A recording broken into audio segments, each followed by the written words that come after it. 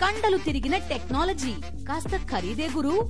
పూర్తి వివరాలకు చదవండి రేపటి సాక్షి దినపత్రిక. రేపు బంగాళాఖాతంలో అల్పపీడనం ఏర్పడే అవకాశం ఉంది. రాష్ట్రంలో రానున్న 24 గంటల్లో భారీ నుంచి అతి భారీ వర్షాలు కురిసే అవకాశం ఉందని వాతావరణ శాఖ ప్రకటించింది. ఉత్తరాంధ్రలో 4 రోజుల పాటు భారీ వర్షాలు కురుస్తాయని, ఎన్టీఆర్, పల్నాడు, ఏలూరు జిల్లాల్లో భారీ వర్షాలు కురిసే అవకాశం ఉందని వెల్లడించారు. కోస్తా జిల్లాల్లో మోస్తరు నుంచి భారీ వర్షాలు కురిసే అవకాశం ఉందన్నారు. ఏపీలో వరద బాధితులకు వైఎస్ఆర్సీపీ అండగా నిలిచింది. ముంపులో చిక్కుకున్న ప్రజలకు 1,00,000 పాల ప్యాకెట్లు, 2 లక్షల వాటర్ బాటిల్స్ పంపిణీ చేస్తోంది. వరదల వల్ల ప్రభావితమైన పలు ప్రాంతాల్లో వైఎస్ఆర్సీపీ శ్రేణులు సాయాన్ని పంపిణీ చేస్తున్నారు. విజయవాడ ఊర్మిళ నగర్ వరద ముంపులో ఉంది. కాలనీలోని రోడ్లపై మోకాళ్ల లోతు నీరు నిలిచి ఉంది. ముంపులో చిక్కుకున్న బాధితులు తమకు ప్రభుత్వం నుంచి ఎలాంటి సాయం అందడం లేదని ఆవేదన వ్యక్తం చేస్తున్నారు. బెజవాడ పశ్చిమ నియోజకవర్గం పాత రాజేశ్వరిపేట శివారు ప్రాంత ప్రజలు వరద ముంపుతో అష్టకష్టాలు ఎదుర్కొంటున్నారు.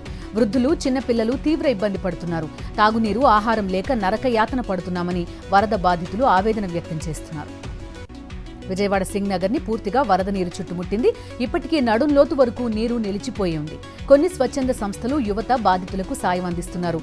వరదలతో అనేక అవస్థలు పడ్డామని బాధితులు చెబుతున్నారు. అధికారులు పట్టించుకోలేదని ఆవేదన వ్యక్తం చేస్తున్నారు. విజయవాడలో వరద సహాయక చర్యల్లో నిమగ్నమయ్యాయి వైఎస్ఆర్సీపీ శ్రేణులు. మాజీ ఎమ్మెల్యే మల్లాది విష్ణు ఇంటింటికి వెళ్లి పాలు, నీరు అందిస్తున్నారు. వరద బాధితుల్ని ఆదుకోవడంలో కూటమి ప్రభుత్వం ఘోరంగా విఫలమైందని మల్లాది విష్ణు విమర్శించారు. తెలుగు రాష్ట్రాల్లో వరదలు అల్లకల్లోలం సృష్టించాయి. భారీ వర్షాల నేపథ్యంలో తిరుమలకు వచ్చే భక్తుల సంఖ్య తగ్గింది. దీంతో భక్తుల రద్దీ సాధారణంగా ఉంది. 3 రోజుల క్రితం వరకు సర్వదర్శనానికి 18 గంటల సమయం పట్టగా ఇప్పుడు 3 గంటల్లోనే దర్శనం పూర్తవుతోంది. బంగాళాఖాతంలో ఏర్పడిన అల్పపీడన ప్రభావంతో ఉమ్మడి తూర్పుగోదావరి జిల్లాలో వానలు దంచి కొడుతున్నాయి. రాజమండ్రిలో కురిసిన భారీ వర్షానికి పలు ప్రాంతాలు నీట మునిగాయి. గోదావరి నదికి వరద ప్రవాహం నెమ్మదిగా పెరుగుతోంది. విజయవాడలో వరద బాధితుల పరిస్థితి దుర్భరంగా ఉంది. బాధితుల్ని ఆదుకోవలసిన ప్రభుత్వం చేతులెత్తేయడంతో ప్రైవేట్ వాహనదారులు దందా మొదలుపెట్టారు. ఒక్కొక్కరికి 200 నుంచి 300 రూపాయలు వసూలు చేస్తున్నారు. కృష్ణానదికి పోటెత్తిన వరదతో లంక గ్రామాల రోడ్లు పూర్తిగా దెబ్బతిన్నాయి. బాపట్ల జిల్లాలో చాలా లంక గ్రామాల్లో 3 అడుగుల మేర గోతులు ఏర్పడ్డాయి. గ్రామాలకు వెళ్లే రోడ్లు పూర్తిగా పాడైపోయాయి. దీంతో రాకపోకలు నిలిచిపోయాయి. వాటిని వీలైనంత త్వరగా పునరుద్ధరించాలని కోరుతున్నారు గ్రామస్తులు. ఎగువ నుంచి వస్తున్న వరదతో పోలవరం, ఎర్రకాల్వ ప్రాజెక్టులకు భారీగా వరద వచ్చి చేరుతోంది. 48 రేడియల్ గేట్ల ద్వారా వరదను వదులుతున్నారు. అటు జంగారెడ్డిగూడెంలో ఎర్రకాల్వ ప్రాజెక్టుకు భారీగా ఇన్ఫ్లో పెరిగింది. ప్రస్తుతం నీటి మట్టం 81.89 అడుగులకు చేరడంతో నీటిని దిగువకు వదిలారు. కోనసీమ జిల్లాలో భారీ వర్షాలు కురుస్తున్నాయి. ముమ్మిడివరం నియోజకవర్గంలో ఎడతెరిపి లేకుండా వర్షం కురుస్తుండటంతో పల్లపు ప్రాంతాలు జలమయమయ్యాయి. తహసీల్దార్ కార్యాలయంతో పాటు పోలీస్ స్టేషన్ ని వర్షపు నీరు ముంచెత్తింది.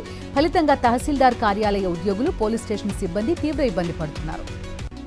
శ్రీశైలం జల విద్యుత్ కేంద్రంలో సాంకేతిక లోపం ఏర్పడింది. టేకాఫ్ టవర్పై చెట్టు పడడంతో విద్యుత్ ఉత్పత్తికి అంతరాయం కలిగింది. స్పందించిన అధికారులు సాంకేతిక సమస్యను పరిష్కరించారు.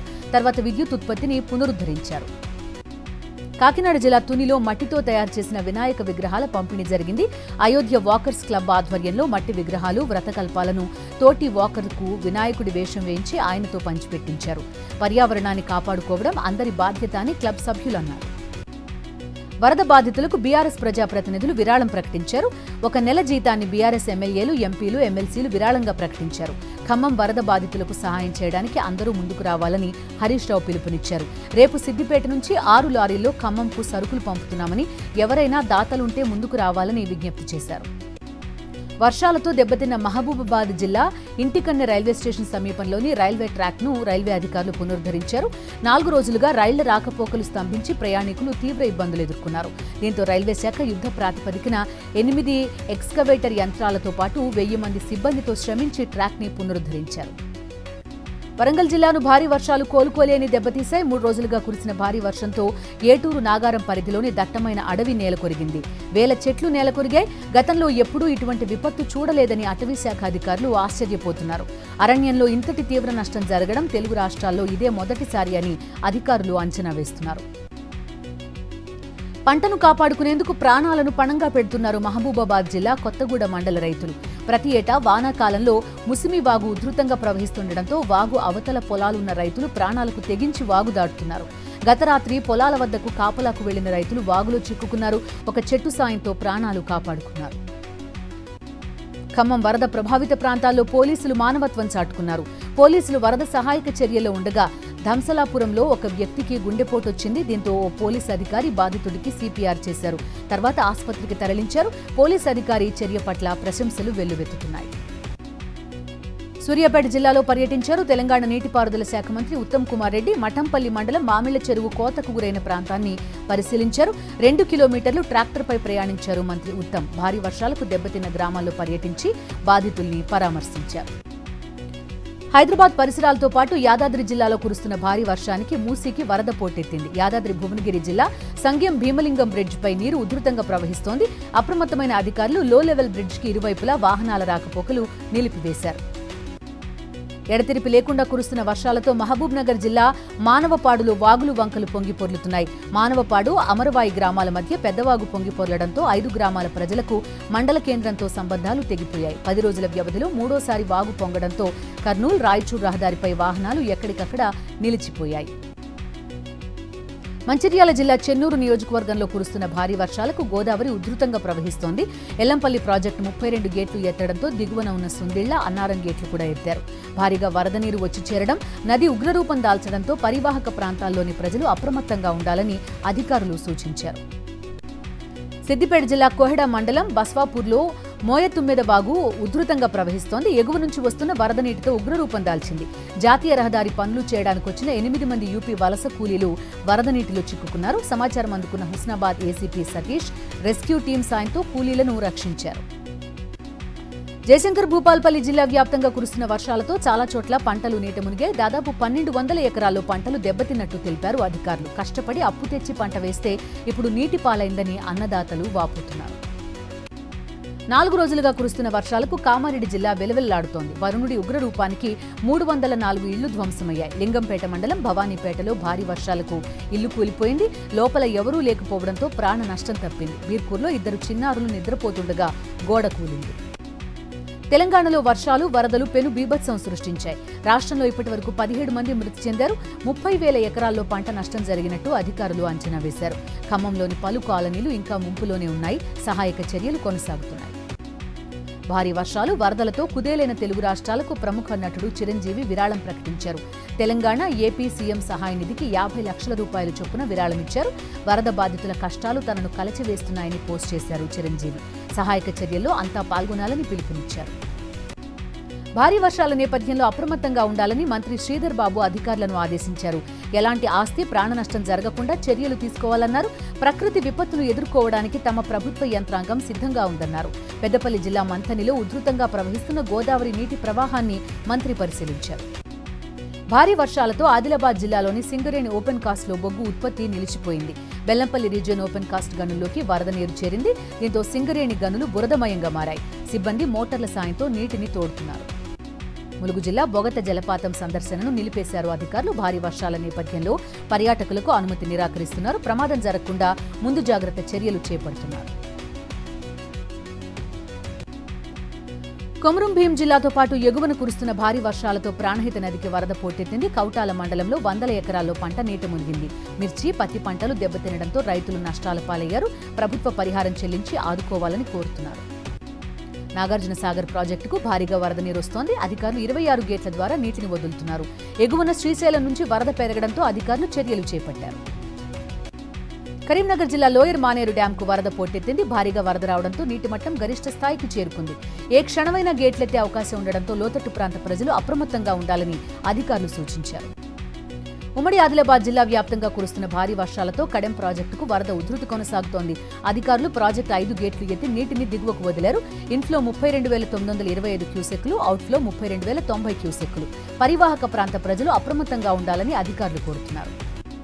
కామారెడ్డి జిల్లాలో నిజాం సాగర్ ప్రాజెక్టులోకి వరద ప్రవాహం కొనసాగుతోంది. ప్రాజెక్టు ఇన్ఫ్లో 39.157 క్యూసెక్కులు కాగా పూర్తిస్థాయి నీటి మట్టం 1,405 అడుగులు. ప్రస్తుతం 1,403 అడుగులకు నీటి మట్టం చేరింది. మొత్తంగా ప్రాజెక్టు జల కళను సంతరించుకుంది. ఉత్తర తెలంగాణ వరప్రదాయిని శ్రీరామ్ సాగర్ ప్రాజెక్టుకు భారీగా వరద వచ్చి చేరుతోంది. ఎగువన కురుస్తున్న భారీ వర్షాలకు ప్రాజెక్టు నిండు కుండను తలపిస్తోంది. ఇన్ఫ్లో 3,04,000 క్యూసెక్కులు కాగా 41 గేట్ల ద్వారా 3,27,000 క్యూసెక్కుల నీటిని దిగువన గోదావరిలోకి వదులుతున్నారు.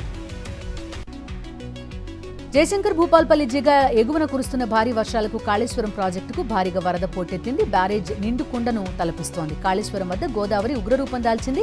మహదేవ్పూర్ మండలంలో గోదావరి నదికి వరద జోరు పెరిగింది.